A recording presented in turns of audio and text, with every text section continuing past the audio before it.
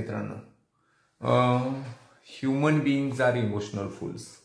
माणूस इमोशनलीच डिसिजन घेतो. त्यामुळं बऱ्याच वेळा तो इंटेलिजंट क्वेश्चनचा उपयोग जास्त करत नाही आणि इमोशनल क्वेश्चन जास्त वापरतो. इक्यूनी तो डिसिजन घेतो इमोशनल क्वेश्चननी, आणि त्यामुळं ही गोष्ट तो सगळ्या ठिकाणी वापरतो. म्हणजे त्याच्या हेल्थ रिलेटेड पण तोच वापरतो, त्याचबरोबर तो फायनान्स रिलेटेड तीच गोष्ट, रिलेशनशिपमध्ये पण तो तीच गोष्ट करतो. इंटेलिजंट क्वेश्चन त्याच्याकडे फार कमी असतो, इमोशनल क्वेश्चन जास्त असतो. ह्याचं एक एक्झाम्पल घ्यायचं म्हणलं तर मी तुम्हाला गेल्या आठवड्यातलं उदाहरण देतो की माझ्या फॅमिली मेंबरमध्ये एकाचं लग्न आहे पुढच्या 2 महिन्यामध्ये, म्हणून आम्ही सोनं खरेदी करण्यासाठी सोन्याच्या दुकानात गेलो.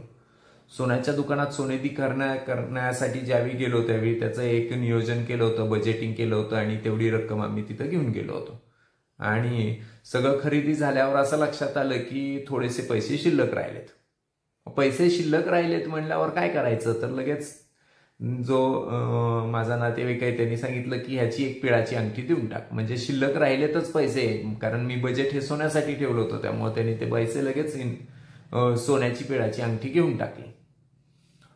गंमत अशी की मी त्याला हे म्हणलं की आता मार्केट पण खाली उतरलेलं आहे, मग तू ज्यावेळी काही आपलं गुंतवणूक करायची चर्चा झाली होती त्यावेळी तू हे का टाकले नाही तिथं पैसे, तर तो म्हणला अरे अजून मार्केट खाली येईल. मी त्याला हे उदाहरण दिलं किंवा त्यावेळी माझ्या हे लक्षात आलं की हे इमोशनल डिसिजन्स आहेत, त्यामुळे त्याला आपण फारसं काही करू शकत नाही.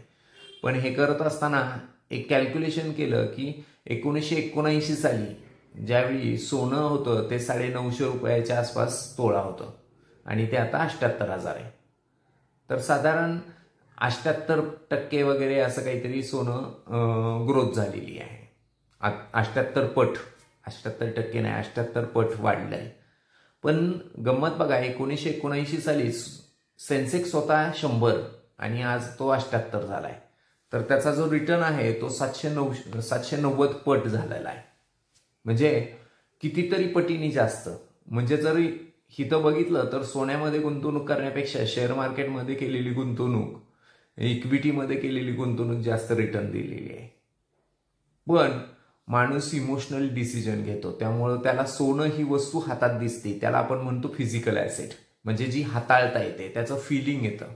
पण तसं तुम्ही एखादा शेअर घेतला तर त्याचं फिलिंग घ्यायला काहीच नाहीये, हातात समोर काहीच नाही, त्यामुळे ते फिलिंग येत नाही. आणि त्यामुळे माणूस त्या ठिकाणी इन्व्हेस्ट करताना थोडासा मागच्या बॅकफूटवर असतो. कारण एखादी वस्तू मी पैसे दिल्यानंतर ती वस्तू माझ्या हातात आली पाहिजे असं मला वाटत असतं, आणि तशी सोन्याची वस्तू हातात येते.